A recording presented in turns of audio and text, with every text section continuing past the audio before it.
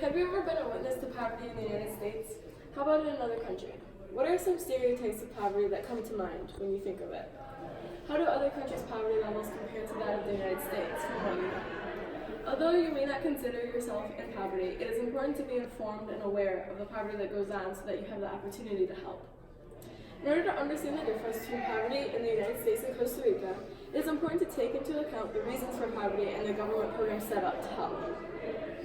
I personally went on a mission trip to Costa Rica, which is why I chose this topic, and I have done research about more poverty in Costa Rica and the United States. First, I will describe the reasons for poverty. Second, I will explain the government programs set up to help poverty. And third, I will share my personal experiences. In order to understand the difference between poverty in the United States and Costa Rica, it is important to take into account the reasons for poverty and the government programs. There are many reasons for poverty in the United States. According to Howard Friedman, a statistician and health economist for the United Nations and a teacher at Columbia University, in his 2012 article titled America's Poverty Education Link, he states that schools are funded by states. So poorer states don't have as much funding in education to get as many resources or teachers to provide the best education for their students.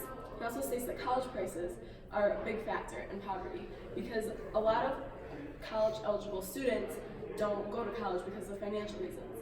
He states that half of college eligible students don't go and earn a 4-year degree because of financial, and a quarter of them don't go at all. In Costa Rica, there are also a lot of reasons, but according to Adesua Ajmal, a reporter for the Borgen Project, in her 2017 article titled Income Inequality, One of the Causes of Poverty in Costa Rica, she states that the top 20% of Costa Ricans earn $4,650 per month, while the bottom 20% earn $360 per month. This means that the top 20% are earning 13 times more than the bottom 20%. So now that we know the reasons for poverty, what is the government doing to help fix these problems?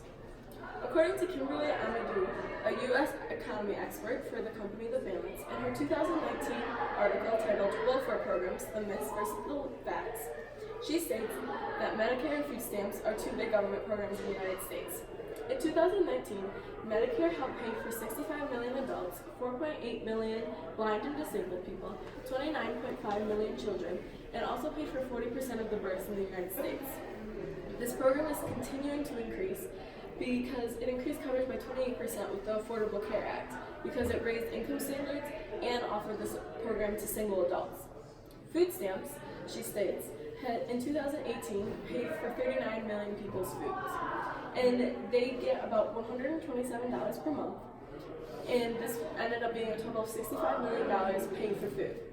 However, there are stipulations with this because they don't want people to become reliant on this service. So you do have to find work within 3 months, but high unemployment areas are taken into account. According to Laura Alvarado, a reporter for the Costa Rican Star, in her 2017 article titled Costa Rica Continues Route to Reduce Poverty, she talks about Costa Rica's government setting up the Bridge to Development, which is a program that has helped poverty over the past few years. The Bridge to Development is made up of 4 key aspects.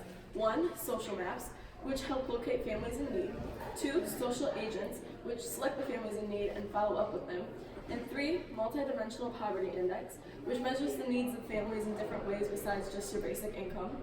And 4th, the National System of Info and Unique Registries of Beneficiaries of the State, which maintains transparency of what is going on in these organizations so that people can't double dip, and it keeps track of where to focus your efforts. So now that we are aware of the government programs, I'm going to share my personal experiences with poverty. In the United States, there's a stereotype about poverty that people in poverty are the people that you see on the street corners with cardboard signs asking for money. I remember being young and traveling with my family to bigger cities where there's people like that, and my parents always said to watch out because they can't be trusted. And I thought this was sad because you could tell by the looks on some of their faces that they genuinely needed your help. But there's people that cheated the system and asked for money when they really didn't need it that has lost this privilege for everyone. However, on the streets, a lot of times all you see is adults. But where are all the children in poverty that you see statistics about? Well, I got the opportunity to work at a homeless shelter, and there was a lot of children there that were reliant on this homeless shelter's resources and they were in poverty and because of no fault of their own, and they started in poverty as a young child already at a disadvantage. I went on a mission trip to Costa Rica that was very eye-opening. Here are some pictures of what poverty looks like in Costa Rica. It is so wide scale, and you see miles around of metal houses and dirt floors, and there's just a lot of poverty in one area. This was a really eye-opening mission trip, and why I decided to come to do this topic.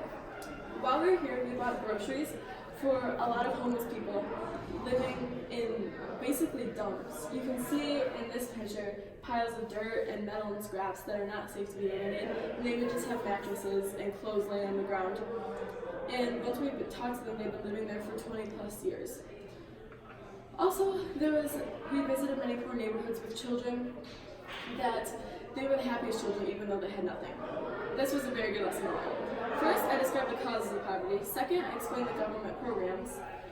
Third, I shared my personal experience with poverty. In order to understand the difference between poverty in the United States and Costa Rica, it is important to take into account the reasons for poverty, the government programs, all along the International Poverty Standard. With this information, think about the question, how does poverty differ in other countries, specifically Costa Rica, compared to the United States? And what ways can you help both in the United States and internationally?